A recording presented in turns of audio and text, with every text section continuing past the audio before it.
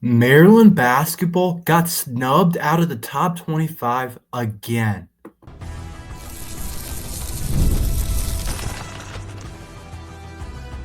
You are Locked On Terps, your daily podcast on the Maryland Terps, part of the Locked On Podcast Network. Your team every day. What's up, everyone? I'm Trey Moore, host of Locked On Terps for the Locked On Podcast Network, your team every day. So thank you for making us part of your day. I'm also doing work at Inside Black and Gold, so make sure you guys head over to insideblackandgold.net for all your latest Terps news. And today's episode is brought to you by FanDuel. Super Bowl 59 is here, and there's no better way to make every play more exciting than with FanDuel Sportsbook. New customers can bet just $5 if you win, and you'll score $200 in bonus bets. Download the app or head to FanDuel.com to get started. Maryland basketball got snubbed out of the top 25 again.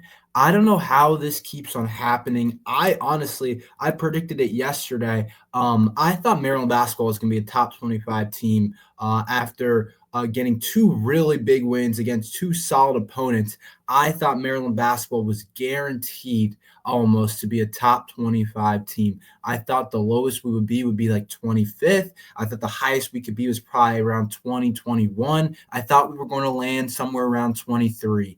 But the fact that we're not ranked again, honestly, to me, is kind of crazy. The fact that Maryland basketball isn't ranked again in the poll. And I think we're absolutely deserving, and I'll go through why. I think there's so many different reasons when you look at Maryland basketball. One thing is I'm happy that we're here. I'm happy that there's an argument for us to be ranked in the top 25. And I'm glad that you can argue that we should be a top 25 team, because there was a point a couple weeks ago where we were ranked 26th in the nation, and right after we dropped off, and I was like, I don't know if we're going to be able to get back. We were standing right outside the top 25. We took two bad losses to Oregon and Washington on the road. And I said to myself, I don't know what the direction is going to be with this team.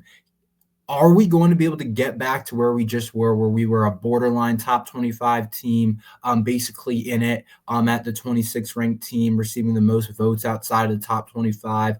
I didn't know. I was like, or are we just going to be a team that kind of levels off and doesn't hit the stride that I thought we could? But we've hit a really good spot for Maryland basketball, picking up two wins in a row against two road wins in a row against Illinois, and also a couple nights ago, of course, the Rodney Rice game winner against Indiana, back and forth game on the road. Two tough teams to beat at their spot, and I thought we'd be ranked, but all I'm saying is that a couple weeks ago, I wasn't sure if we'd be able to get back in this position, but we have fought our way back. We have won a lot of games. We've beaten UCLA. We beat Minnesota. We took a loss to Northwestern, but we got three wins right back, beating Nebraska, beating Illinois, and beating Indiana. And I thought we should be ranked. I still think we should be ranked. When you go through the teams ahead of us, I really believe that Maryland's better than them. I think some of their resume is better than them. I think some of the teams that Maryland has beaten is better than them. And I just think that we're in a better spot than some of these teams that are ranked ahead of us. So right now, a huge part of college basketball, a lot of people look at, is the net rankings. And right now, Maryland's ranked 19th in the net rankings. And these aren't by the voters. These are more by the analytics. It incorporates your score, how you play against quad 1 opponents, quad 2 opponents. And it incorporates all these different things.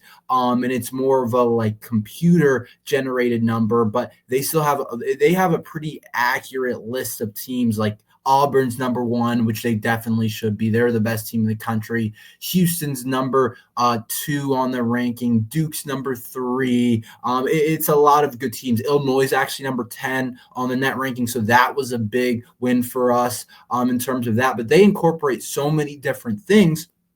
And Maryland, if you look at the net ranking, is ranked 19th. So for there to be a difference that much in the net rankings and the actual rankings for us of about about 8 slots, I guess that would be if we slide in right now is 27, 8 slots. I mean, it's not like the biggest difference we see in the net rankings, but still, it's definitely a big enough difference to be like, yeah, the net rankings and all the numbers say we are a top 25 team. We've done pretty good with quad one wins at this point in the season. We have 3 quad one wins, which I think really has helped us. And there's teams in the top 25 that have the same amount of quad one wins as us. And I think that 3 quad one wins isn't a ton, but I do think it's a good number when we look at the grand scheme of things compared to some of these other teams that are ranked ahead of us currently when you dive into kind of their year so far. Like if you just look at a team like UConn just got ranked 25th in the nation. UConn right now on the net ranking is 36 and they're 25 on the overall ranking. And you got to say this is some bias because look at what UConn has done. They're 3-3 against quad one opponents. So they have the same amount of quad one wins as us. They're really doing a lot of their stuff against quad four opponents, but part of the rankings about recency bias and what you've done recently. I know it incorporates going back, but UConn hasn't been that good recently. They've taken some bad losses, and I'm kind of surprised to still see them in the top 25, even ahead of Maryland. And I know this isn't the UConn team that national championship with a bunch of draft picks. This isn't that UConn team. They just took a loss to Xavier on Saturday. They took a loss to Creighton a couple weeks ago. They lost to a Villanova team that we beat a couple weeks ago. They've taken some bad losses so far this year. So I am a little bit surprised that UConn right now is ranked ahead of us. Just look at what they've done recently, taking a loss to Creighton, Villanova, Xavier, an Xavier team that's not particularly like really good. I would think Maryland should be in front of that Villanova team. But if you look at some of the other teams ahead of Maryland as well. Even a team like Vanderbilt, I know they've done some good things so far this year, but look at the net rankings. Vanderbilt is currently 37th in the net rankings. Right now, Vanderbilt, they're 3-3 in quad one wins. They're 2-1 in quad two wins. So it's not like, oh, they're getting a bunch of quad two wins. And Maryland, look at Maryland. 3-1 in quad two, 3-4 quad one. We're doing really good in quad two, and we're getting quad one wins. And if you look at Vanderbilt basketball, I don't know if I would say they're a top 25 team. I know they got some huge wins, beating Kentucky and Tennessee, but they've also had some rough losses. But they're a little bit of a tougher argument. But when you really dive into the net ranking and where teams actually lie in terms of the numbers, in terms of how they played against everybody in the grand scheme of things, Maryland's a top 25 team, and it's tough to argue against it. Now, we're going to have a really awesome opportunity, I think, to push ourselves into the top 25, and I think they're going to have every opportunity to do that tomorrow. I'll get into the game tomorrow more, but we get a really good Wisconsin team that is a top 25 team currently.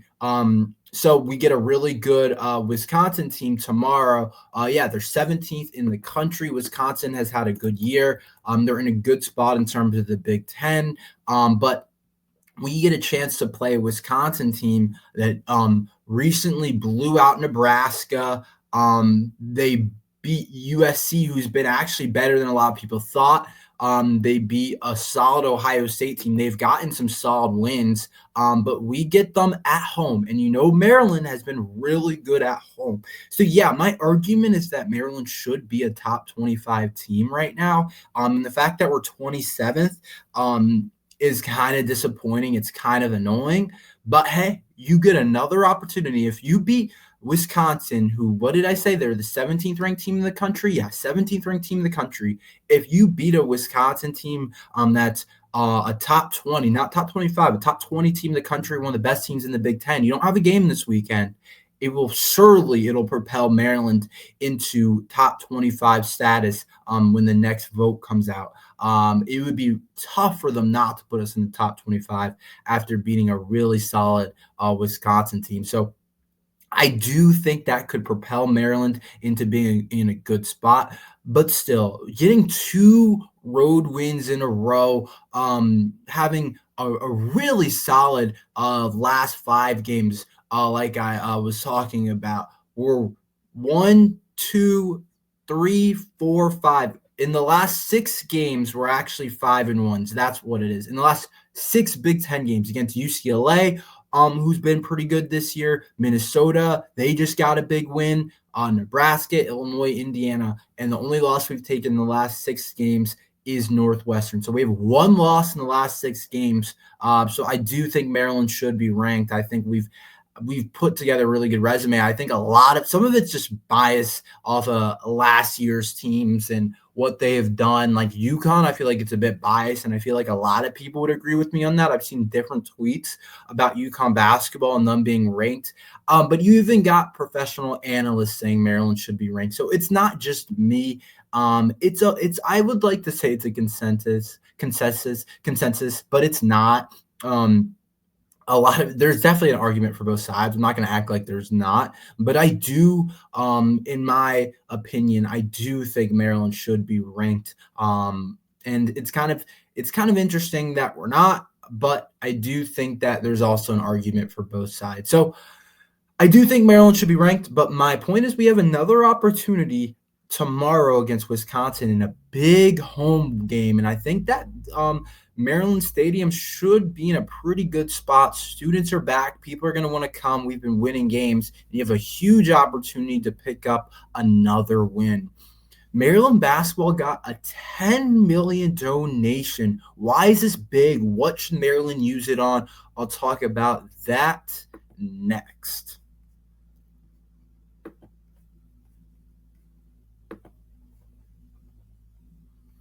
Super Bowl 59 is here. One game, 2 teams, endless possibility. And there's no better way to make every play more exciting than with FanDuel Sportsbook.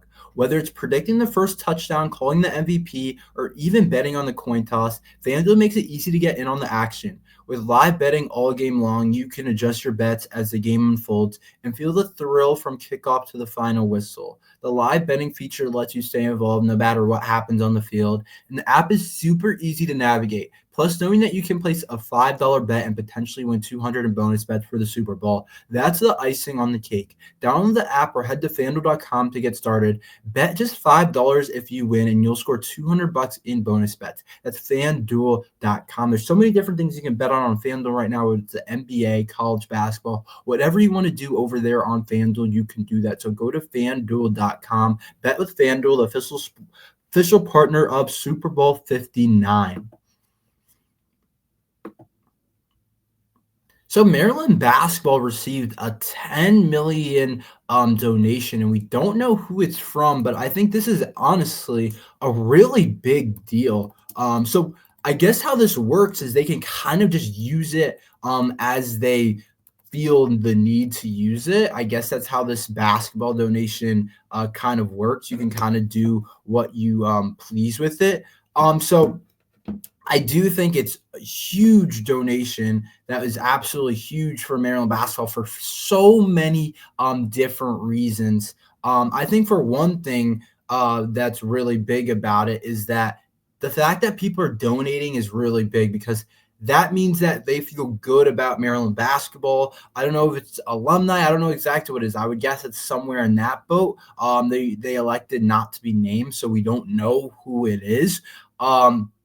But the fact they're getting a $10 million donation is really big time for Maryland basketball. I think part of it, I think people like where the program is at right now. Right now, in this specific time, I think people like where the program is at. I do. I think we're in a good spot. I think Kevin Willard has done a good job with this team. I think he did a good job building this team through the portal. He did a good job getting a star-studded freshman, a headline type of guy that people are excited to come out and watch and see what he can do. So I think people are excited for that. I just think overall it's a good team, and I think that people don't donate if they don't like where the program is at. I think people like where this Maryland basketball program is headed.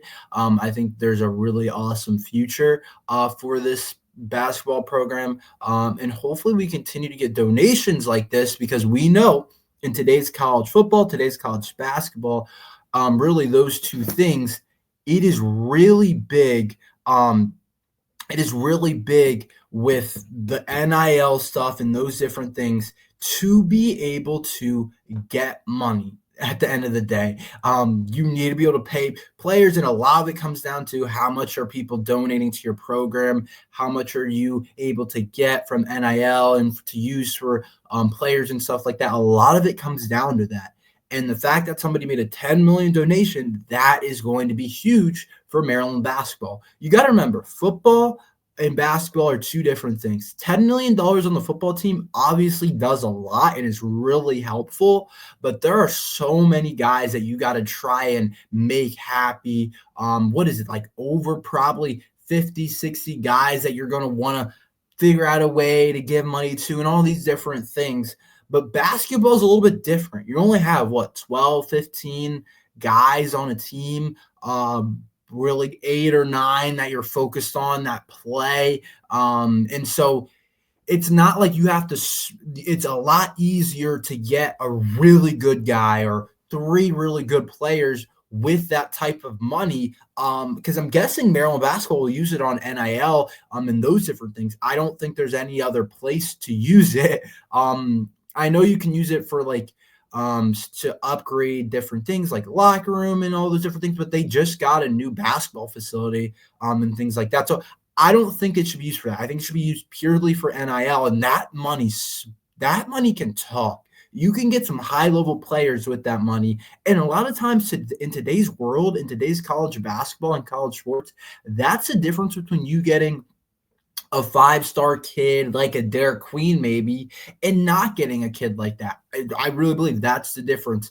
If you can say, here's $800,000 you'll get next year if you come play for us from our donator, like that's a huge difference. And I think that's going to come up huge for Maryland basketball, that $10 million.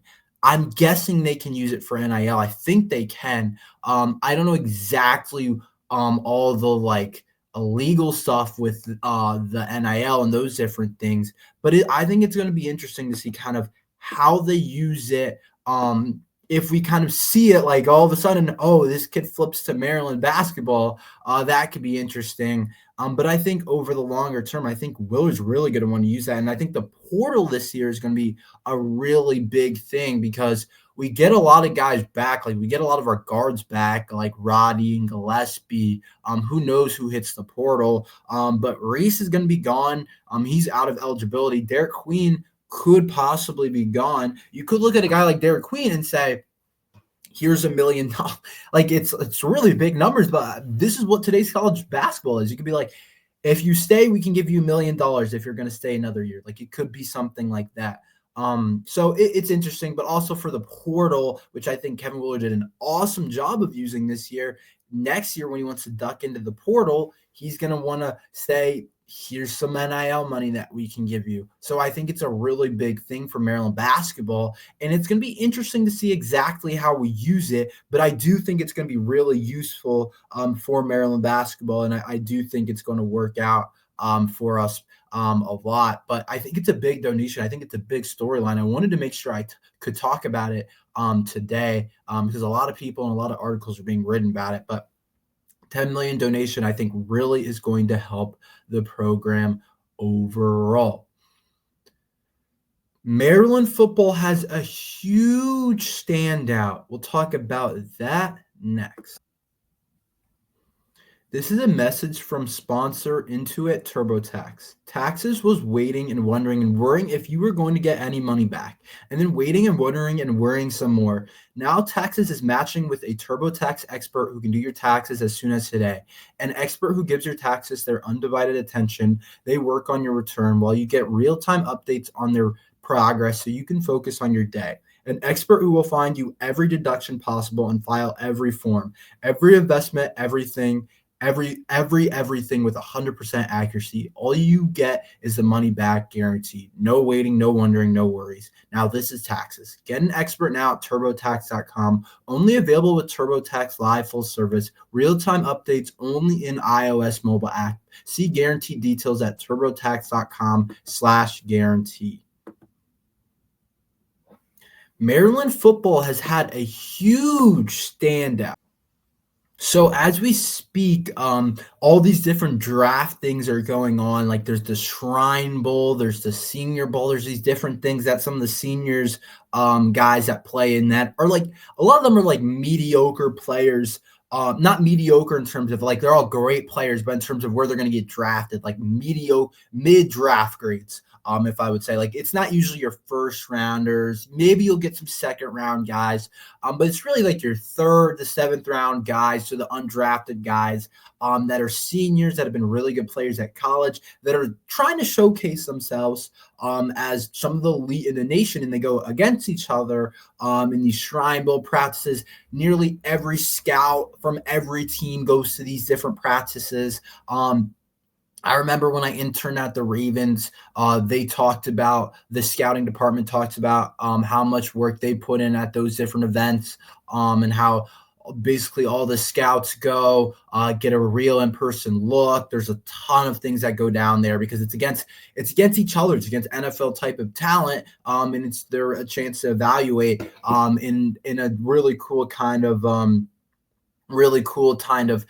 place. So I think that it's a interesting kind of thing that goes on, and it's interesting to read the storyline, especially how the Maryland guys are doing.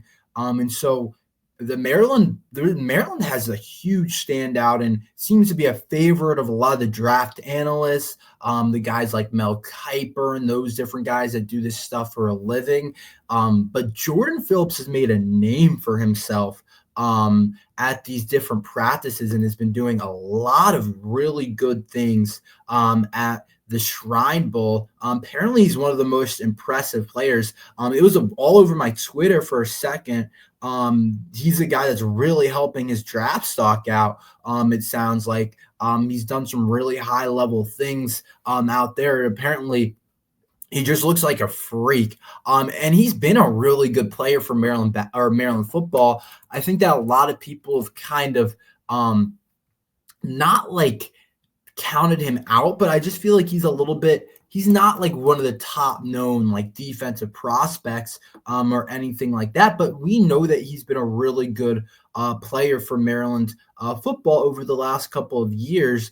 And sometimes it comes out where they just start playing really well and they have traits that a lot of scouts didn't realize they had. And I think Jordan Phillips is showing that. I've read multiple different things on Twitter, on these different articles, that Phillips has been playing really well.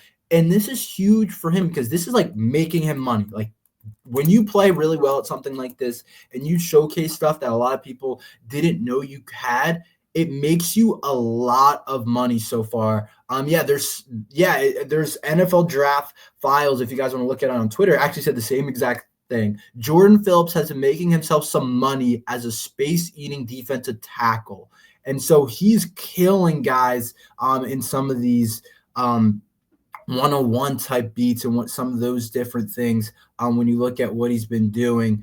So it's really cool to be able to see. It's all over. If you look at Jordan Phillips, some of the really top-end analysts like Dan Bergler is tweeting about him, saying he's dominating the Shrine practices and different things like that. So it's really cool to see that a lot of people are really high on Jordan Phillips and that he's making himself some money, because at first I wasn't sure. I knew he declared for the draft, but I was like, I don't know exactly where he's going to go. I don't know if he's going to get drafted. I don't know if he's an undrafted guy. Like, I didn't know, because I thought his production wasn't as good as the actual player that he was. But now that he's putting together a really good Shrine Bowl, he's going to get drafted. Like, I can almost guarantee that.